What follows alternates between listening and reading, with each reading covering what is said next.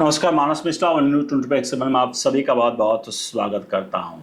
वक्फ board जो वक्फ अधिनियम को लेकर के जो अमेंडमेंट था वो मामला जो सुप्रीम कोर्ट ने पहुंच गया था। अब की बार मामला बड़ा उल्टा फंस गया। नए चीफ जस्टिस ऑफ इंडिया आ गए जो उसकी सुनवाई कर रहे हैं और सुनवाई के पहले ही कई याचिकाओं की फिर से बाढ़ लग गई, जिस पर नए चीफ जस्टिस ऑफ इंडिया ने यहां तक कह दिया कि कई लोग पॉपुलैरिटी हासिल करने के लिए याचिकाओं पे याचिकाएं दायर कर रहे हैं। लेकिन इन सबके इतर एक बड़ा मामला जो वक्फ बाय यूजर का था, जहां पर पूर्व सीजेआई खन्ना साहब ने एक वक्तव्य दिया था। वो वक्तव्य था कि 14वीं 15वीं शताब्दी के जो इस्तेमाल हो रही हैं मस्जिदें हैं, कहां से लेकर आएंगे उसके पेपर ये बेचारे वक्फ बाय यूजर वाले, वक्फ बोर्ड वाले। उनके दिल में जो दर्द उठा था, इस सवाल उठा था, उस सवाल को लेकर बड़ा हड़कंप मच चुका है। क्योंकि लोग सवाल ये पूछ रहे हैं, आपको दिखाएंगे आगे, क्योंकि अधिवक्ता विष्णु शंकर जैन, अश्वनी उपाध्याय, यहां तक कि वक्फ बाय यूजर पर मंदिर बाय यूजर, गुरुद्वारा बाय यूजर क्यों नहीं, और वर्शिप एक्ट 1991 और बहुत सारे ऐसे मामले थे जो इस सवाल के बाद मुंह खोलकर सामने आ गए और नए चीफ जस्टिस ऑफ इंडिया के लिए एक बड़ी चुनौती साबित हो गए। आपको दिखाएंगे इस पूरे वीडियो में। अनुरोध करेंगे वीडियो के कमेंट बॉक्स में अपनी प्रतिक्रिया राय जरूर दीजिएगा और वीडियो को लाइक शेयर जरूर करेगा। शुरुआत में कह रहा हूं, जब बात कर रहा था कि पूर्व चीफ जस्टिस ऑफ इंडिया ने एक बात छेड़ी।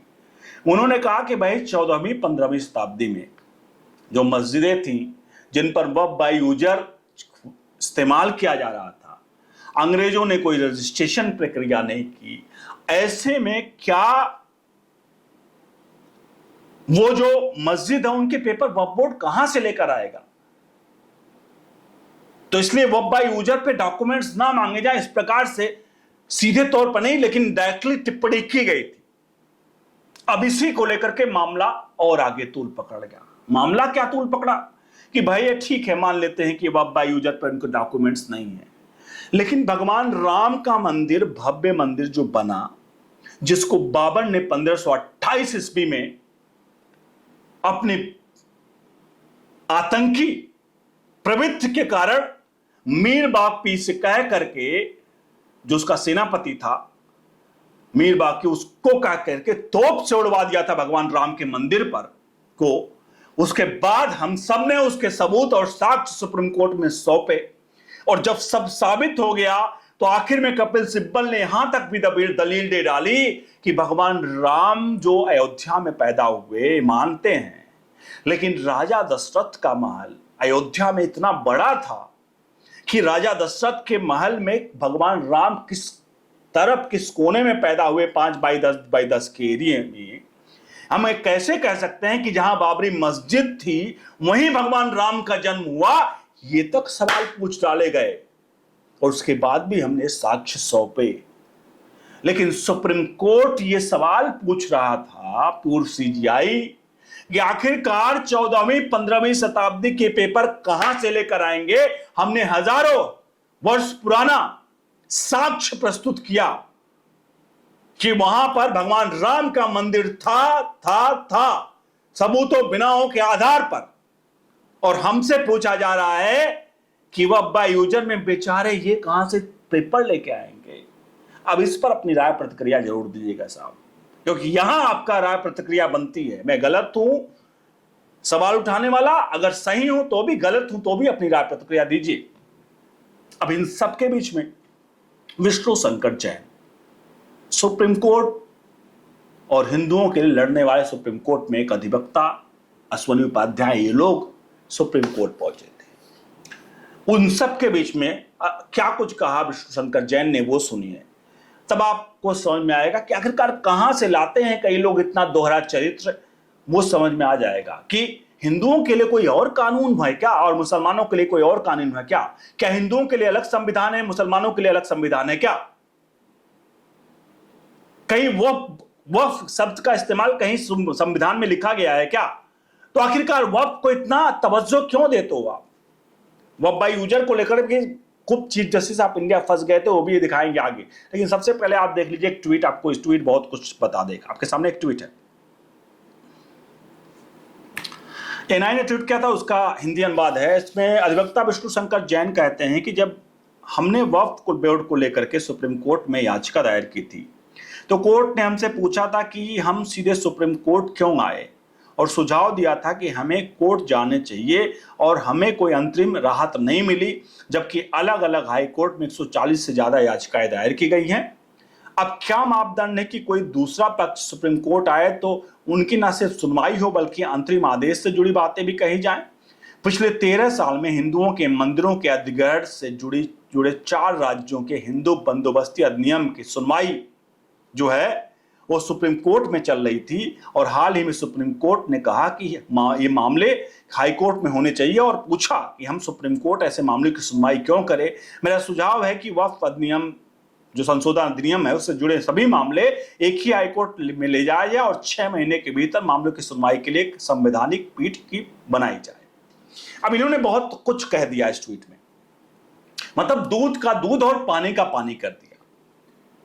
इन्होंने कहा कि भाई अब हम लोग गए थे वक्फ को लेकर के, इस कानून को 1995 को लेकर चुनौती दी थी, 140 से ज्यादा याचिकाएं थी, जिनको सुप्रीम कोर्ट ने कह दिया कि भाई आप यहां से जाइए, आप यहां की सुनवाई आपकी नहीं हो सकती है, आप यहां से जाइए और आपकी सुनवाई अब हाई कोर्ट में होगी। हमको वहां से भगा दिया गया। यही बात अश्विनी उपाध्याय ने भी कही।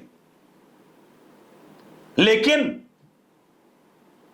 वक्फ अधिनियम जो है वो पहुंचा इधर, निकला उधर, पैदा हुआ, पैदा होते सुप्रीम कोर्ट में पहुंच गया। मतलब बिल पास हुआ, उसे पैदा ही होना कहेंगे ना कि बिल अधिनियम वो बिल पास हुआ, मतलब उसका अस्तित्व में आया ना बिल अमेंडमेंट का, तो पैदा ही हुआ ना। और पैदा होते तुरंत तो पहुंच गया सुप्रीम कोर्ट, और उसकी सुनवाई माननीय सीजीआई ने तुरंत ही कानून बिछाए थे, वो कहे आइए आपके लिए तो इंतजार करा था, सुनवाई शुरू कर दी। तो इसीलिए सवाल पूछा कि भाई आप सुनवाई क्यों कर रहे हो, आप एक काम करिए, आप इसको हाई कोर्ट भेजिए, 6 महीने में इसमें जजों की संवैधानिक पीठ बनाइए, वो सुनवाई करे, फिर मामला सुना जाएगा। वहीं एक और सवाल खड़ा किया उन्होंने कि भाई एक मामला था जो 13 सालों से हिंदू मंदिरों के अधिग्रहण से जुड़े 4 हिंदू बंदोबस्ती अधिनियम की सुनवाई कर रहा था, और अभी सुप्रीम कोर्ट ने कह दिया हम इसको सुनवाई यहां पर क्यों करें। अब सोचिए, हिंदुओं के लिए अलग कानून, मुस्लिमों के लिए अलग कानून, ये कब तक और कहां तक जायज है। अब इन सब के बाद में एक सवाल उठना शुरू हो गया कि जिस प्रकार से वक्फ बाय यूजर कह रहे हैं, जज साहब, पिछले जज साहब ने कहा था सीजीआई ने, अब नए सीजीआई क्योंकि बी.आर. गवई के सामने बड़ा चुनौती यहां पर हो चुका है, क्योंकि अब हर चीज को हर एक जनता पब्लिक भी जानती है। जब वक्फ बाय यूजर की बात हो रही तो क्यों नहीं, अगर वक्फ बाय यूजर मुस्लिमों के लिए है तो क्यों नहीं मंदिर बाय यूजर हिंदुओं के लिए, गुरुद्वारा बाय यूजर सिखों के लिए, और बाकी अन्य धर्मों के लिए इस तरह से बाय यूजर क्यों नहीं। क्यों इस पर सवाल, क्यों इस तरह की अब चीजें नहीं हो पाएंगी। और इसी वक्फ बाय यूजर पर एक बड़ा ही मस्त घटना घटी सुप्रीम कोर्ट में ही। पूर्व सीजीआई जब सुनवाई कर रहे थे तो सॉलिसिटर जनरल ने कहा कि भाई साहब एक वक्फ बाय यूजर बहुत घातक है, उन्होंने कुछ उदाहरण भी दिए। तो उस पर चीफ जस्टिस ऑफ इंडिया पूर्व सीजीआई खन्ना साहब ने कहा कि आप सही कह रहे हैं। पहले तो कहा वक्फ बाय यूजर 14वीं 15वीं शताब्दी में कहां से पेपर लाएंगे, लेकिन उसके बाद अपनी पर आई। अपनी पर क्या आई, एक मामला हाईकोर्ट, दिल्ली हाईकोर्ट का था, जहां दिल्ली हाईकोर्ट की जमीन को आपने कहा कि हमारी जमीन है। तो सीजीआई खन्ना ने कहा कि भैया ये तो हमारे ऊपर खुद ही दावा ठोक चुका है, हमारे हाईकोर्ट की जमीन पर, वाकई में बड़ा घातक है। जब अपने पर आई तब घातक है, लेकिन वहीं पर कहा कि 14वीं 15वीं शताब्दी की पेपर, यही सीजीआई खन्ना ने कहा उसी कोर्ट में कि 14वीं 15वीं शताब्दी की पेपर कहां से लेकर आएंगे लोग। अब सोचिए, इतना कहां से लेकर आते हैं माननीय लोग, इतना मिलौट लोग कहां से लेकर आते हैं, एक ही चीजों का डबल रवैया कैसे हो सकता है भाई। इसके अलावा अब सवाल ये उठने लगा है कि क्या वह विवादित मंदिरों के लिए क्या प्रमाण नहीं माने जाएंगे। वक्फ बाय यूजर है तो अब जहां भी मस्जिद बना दिए गए हैं, मंदिर तोड़ करके मस्जिद बना दिए गए हैं, वहां जब दावा किया जाएगा तो क्योंकि अब उन पर भी प्रमाण नहीं मांगे जाएंगे। क्या पूजा स्थल अधिनियम को चुनौती देने वाले याचिकाओं पर भी कानून की तरह ही त्वरित सुनवाई होगी। ध्यान रखिएगा। वक्फ अधिनियम जो 1991 है, पूजा स्थल अधिनियम 1991 है, क्या उसकी सुनवाई के लिए भी उस वक्फ बोर्ड की तरह त्वरित सुनवाई होगी?